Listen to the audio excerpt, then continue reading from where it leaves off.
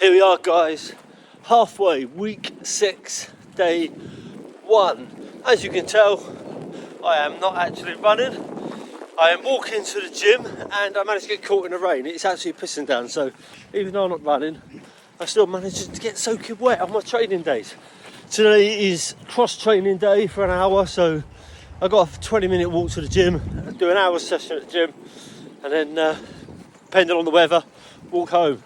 Or I might be phoning up the wife to pick me up because I don't fancy getting absolutely drowned again. But there we are. Tomorrow is long run day. I've got my 2 gels ready for that. It's slightly different to last week. It's a bit of a tempo run. It's a mile warm up. Then it's going to be 100 metres at a slow 9 to 12 minute mile. Then it's going to be 100 metres at an 8 to 9 minute mile, which is quicker, 4 times. That will then cover the first 2 miles, and then it's going to be a half marathon distance home. So that's my plan for tomorrow. Rest day Wednesday. I think then I've got another cross training day, a 5 mile and an 8 mile. So big week ahead of me. And this is where we're at now. Halfway through the training. I'm tired. I'm already battering my body, and this is where the training gets more difficult. The training gets heavier, the mileage heightens. It's a change of training altogether. Your body's starting to break down, so this is the hard part of marathon training. So my next few vlogs are going to be interesting. I'll keep you informed, I'll keep you updated. That wind is doing my head in as well now. So I'm going to bring it off here, and I'll see you on my long run tomorrow morning. I've just come in from work, 10:30 at night, and if any of you watched my vlogs before, you'll see that I always run on biscuits and coffee, and the reason being is I work so late in the evening, I carb up at night. So I get myself a bowl. I have 150 mils of almond milk. Just whack that in there.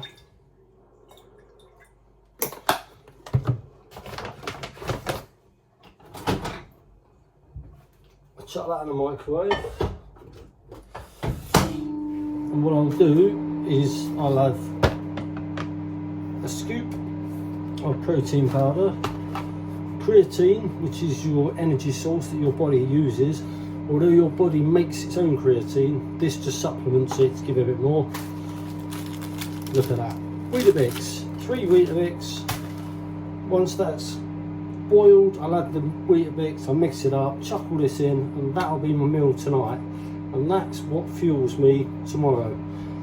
The reason you can't see my head is because of the way I've got the camera. I haven't got the tripod down here, so I'm now going to go get myself ready for bed, and I can have a cup of coffee. Talking of which, I'll boil a kettle.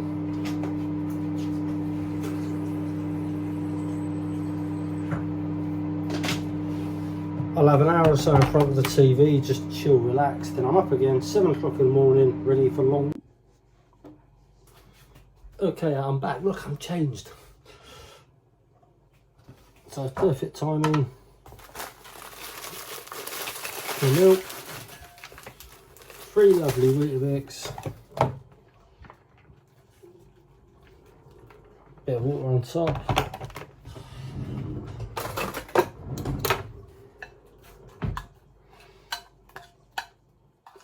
Give that a mix.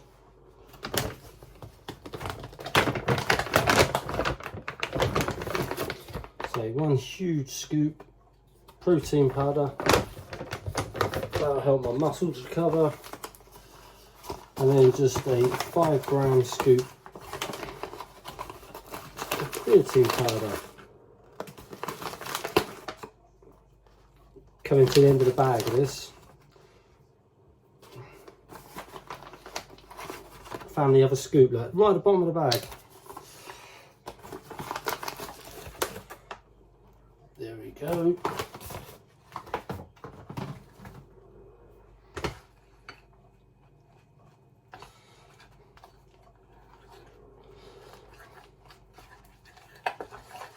Lovely jubbly.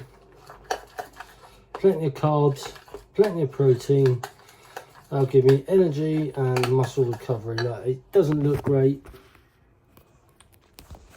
but sure as hell, if I get the camera to work, it tastes great. Right, I'm just going to take you upstairs a minute. Okay, the reason I'm taking you upstairs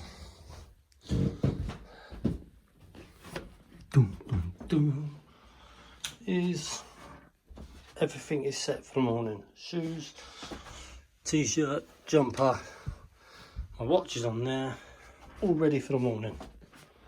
Now the reason I do that is because so many people get out of bed, can't be bothered to run. If their stuff is all set out ready, I get out of bed, I come straight in this room, brush my teeth, get myself washed, chuck all this on, out the door. There's no reason for me then not to go. So, got me Weetabix, got me mug of coffee. Feeling a little bit of intrepidation for tomorrow. Got very stiff legs today.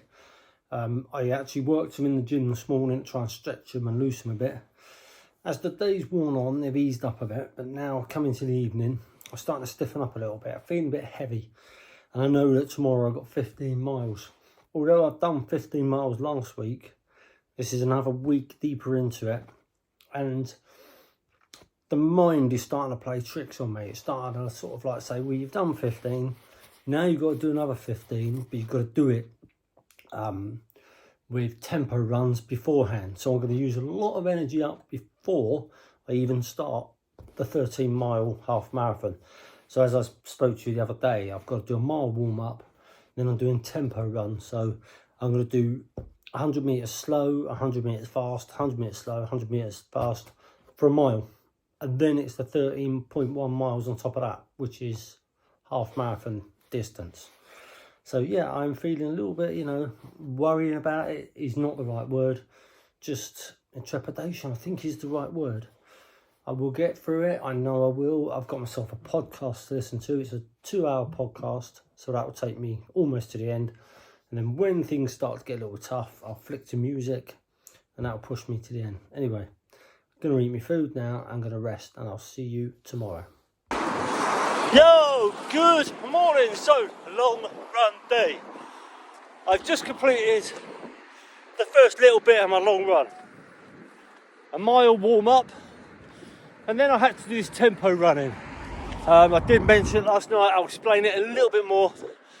So, after my warm up of a mile, which was 12.5 minute mile pace, it wasn't, I had to do 100 metres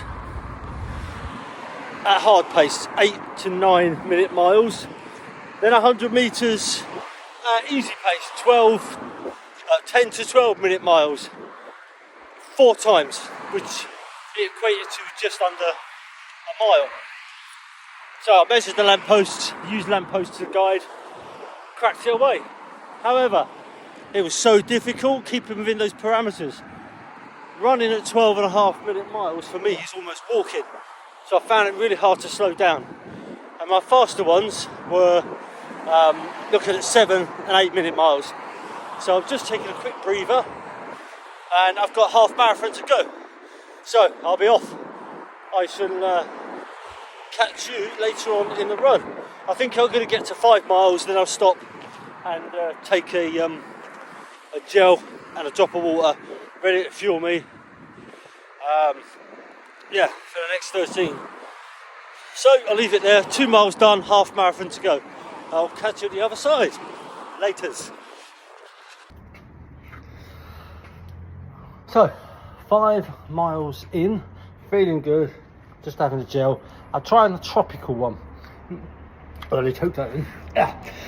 Now, I don't like pineapple, I don't like grapefruit, I don't like lemons, but I'm hoping that the oranges, the limes, and whatever else goes in this takes away the power, purely because I've bought a box and you've always got these shit flavours in, and these aren't that cheap to be chucking them away. So I thought if I get it out of the way first, I've got 2 berry ones that can do me later on in the run. So anyway, let's get this down, mate.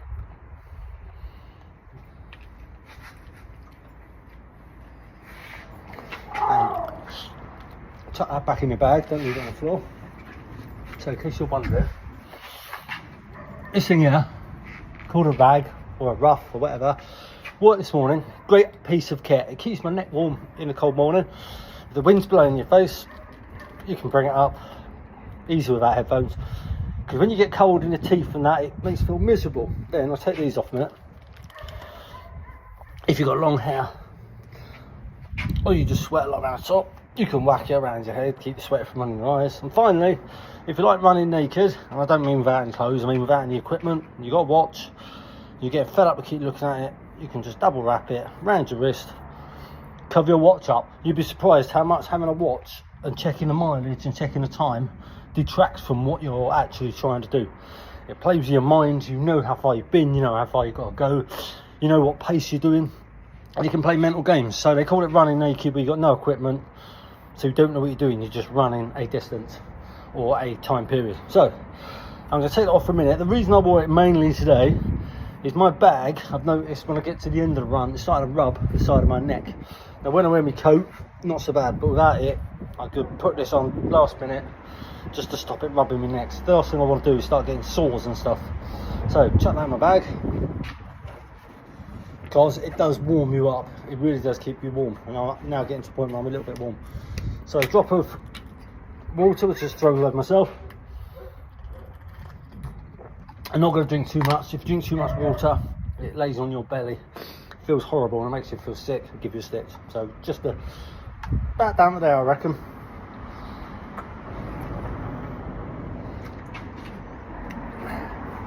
And I take it in small sips, not big gulps. The more gulps you take, the more air you take in. The more air you take in water, the more likely you are to get a stitch and cramp. Okay, so what I'm going to do now, I'm going to whack my headphones back on, put my bag back on. I'm going to head down the seafront. I'll give you a little fast forward view of my view along the seafront. And a bit later on in the run, maybe on about 10 miles, I'm going to come back and I'm going to talk to you about running style and what you should be doing, or not should be doing, the best practice for a decent run. So off I go, I'll catch you in a bit.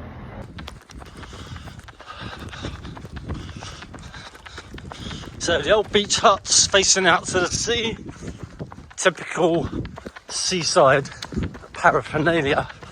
That's the prom, lovely prom. Now today of all days, the tide is out. It looks pretty bleak, but hey.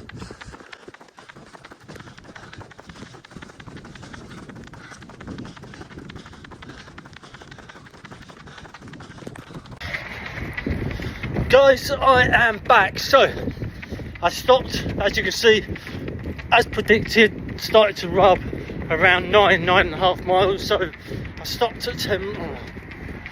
Oh, found a hole. Stopped at 10 miles.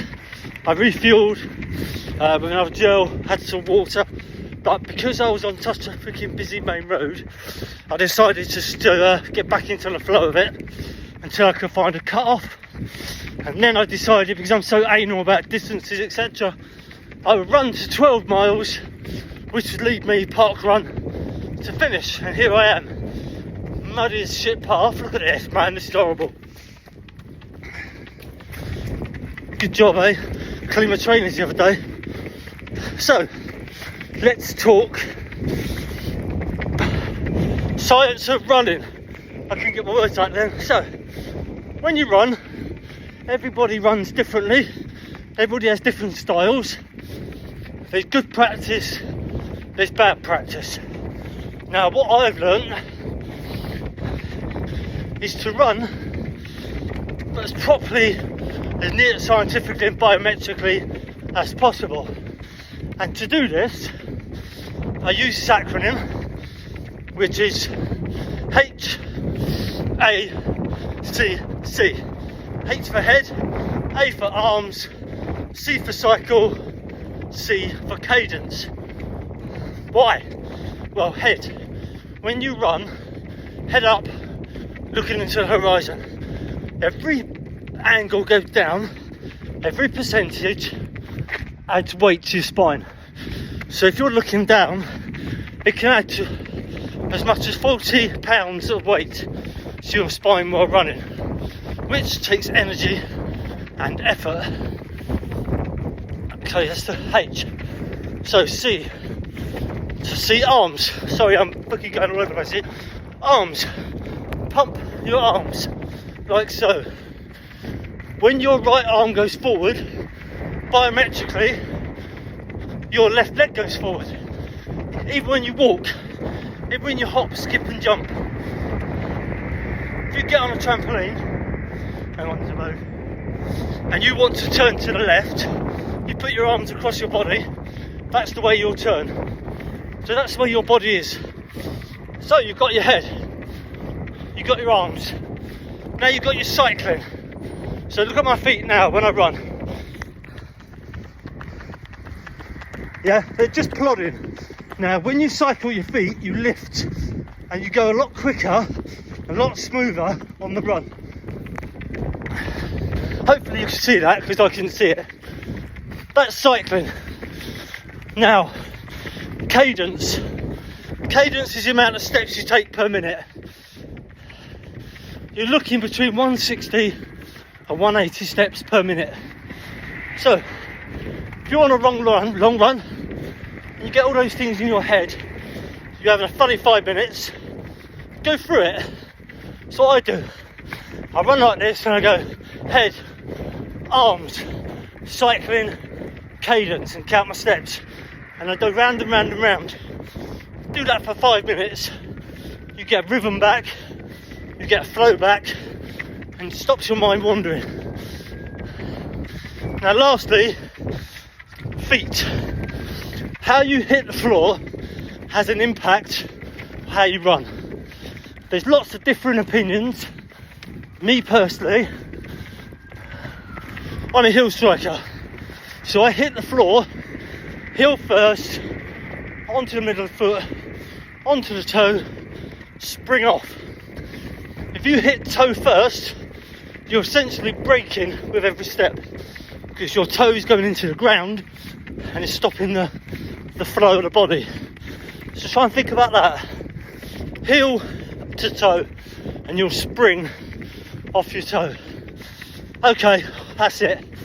I'm going to finish this run, have coffee, home to refuel. Hope you're enjoying my vlogs. Hope you're getting motivation.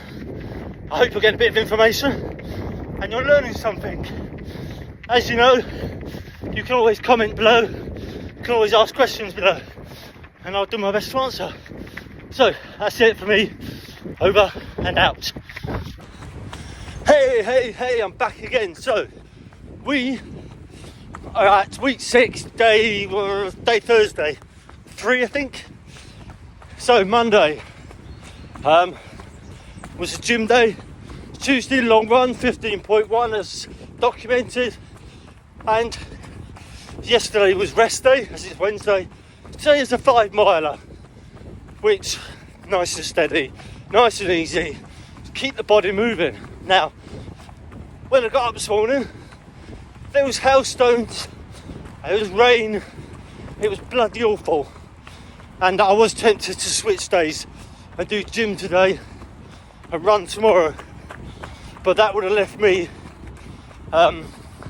2 runs on a bounce with no recovery in between. So I decided to go out and I'll show you what it's like. There we go, a little bit of water on the old road, pavement's ahead of me completely flooded. I'm going to have to dodge side to side, left to right, and if you go down to my feet, yep, I've got my dodgy old black trainers on. These are the trainers I call my park run trainers, because if it's a wet muddy morning when I get up, I chuck them on. I know I can do 3 or 4 miles in them, and I don't worry if they get wet and dirty and they get ruined. My blue Nikes have taken a beating where I've got caught out in the rain the last couple of weeks. They stink, and yeah, I don't want to make them any worse, so crap trainers on today. Now my actual race day trainers, I've had them about 5 weeks. They're still in the box in the bedroom. I don't get them out and get them ruined before the race day, because the weather's been so shite. So I'm keeping my fingers crossed for some better weather in the next couple of weeks. Otherwise, on gym days and rest days, I should be travelling to the gym and doing 10 minutes on the treadmill just to break them in a little bit. And I hate the treadmill. So boring, so slow, and you literally are not going anywhere. But there you go. Small things I will get over in the next week or so. I haven't actually got to do many miles in them to break them in. Just keep them moving regular. So if I don't start running until the beginning of April, that'll be fine too. Okay, anyway, 3 miles to go. No, 3 miles done, 2 to go. I'll catch you later in the week. Here's a quick note for you. Traffic lights, they've gone red. I can't go yet, so I'm literally taking this opportunity to take some breath. I don't know, green. Take a bit of energy on. I'm not one of these fake runners that get to traffic lights and jog on the spot. There's actually no point in doing that whatsoever. All you're actually doing is fatiguing yourself because your run pattern has changed. So instead of cycling and striding, you're hopping up and down. There's another set of traffic lights, so this is giving me 30-40 seconds. That's all it is. I'm looking at my timer now, 38 seconds. I'm now crossing the second road. So don't be one of these fools that thinks running on the spot assists you when you come to traffic lights and road crossings. Yes, it keeps your heart rate up, but for 52 seconds now, and I'm talking. So for 40 seconds, crossing 2 sets of traffic lights makes no difference whatsoever. So if you're out running and you do get to a set of traffic lights, take a breather, compose yourself, get the oxygen through your nose, onto your lungs, out through your mouth, get that blood full of oxygen, and that will help you with the rest of your run. Anyway, there you go. Little top tip. I'm going to have a little top tip about running shoes after I finish my run. So I've got a mile and a bit left. Catch you in a bit. All done. So chuck my jacket back on to keep me warm while I walk back home. So running trainers, this is what I was going to talk about. I'll try and keep it reasonably short. So when you do any run, you need trainers. If you're new, don't worry too much about buying really expensive trainers. Just buy a pair of basic run trainers. I use, well, what I've got now, Adidas Run Falcons, 35 quid Sports Direct. That's all you need for shorter runs. As you start to extend your runs and you run more often, then you need to look at better trainers. You can go and get your feet checked, your gait analysis checked. Most running shops will do that. They usually do it for free if you buy trainers with them, or it's about 20-25 quid. It is well worth doing if you're taking up running as a hobby, as a fitness curve that you are going to stick to for a long period of time. Because having the right shoes makes such a difference to A, the way you run, and 2, the almost removal of injuries. Then, when do you start wearing them? Well, if you're doing short 4-5k runs, you can go straight out in a brand new pair of shoes. It shouldn't really affect you. I mean, I would advocate walking around the house in them for a couple of weeks first. That won't do no harm. But yeah, you should be able to do 3 or 4, 5k, no problem, in a brand new pair of shoes. If you're going for longer runs, talking 10, 12k, then I would suggest doing a couple of short runs first, just to make sure they fit nice.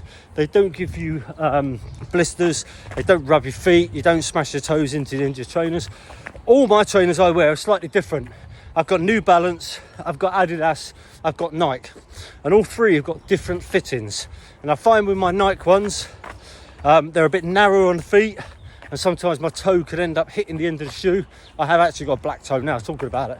My Adidas ones are wider, and my New Balance are more cushioned. My New Balance are what I bought for my races. They were the expensive ones. The ones I have bought now are an expensive pair of Adidas, which I got in the sale because I got them just after Christmas. They were for my birthday. I chose them and the kids paid for them for me. Now for long runs, marathons, half marathons, I would definitely consider doing 3 or 4 10k runs in your trainers. So buy a new pair of trainers, ready like I've done for marathon. I shall do 3 or 4 milers for the first couple of runs.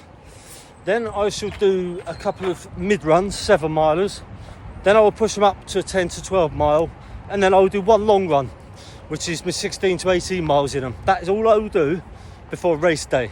If I have any reaction of them, well, I'll be fucked because I can't afford to buy a new pair. I will go back to what I've been training in. So it'll either be my Nike ones or my very old New Balance. They're not, I don't know if I can get a marathon out of them, but I will have a look at them. Any reaction at all from my new trainers, I won't wear them. I will not risk injury and pulling out of the race because of it. So I said I won't waffle long. I've gone on 3.5 minutes.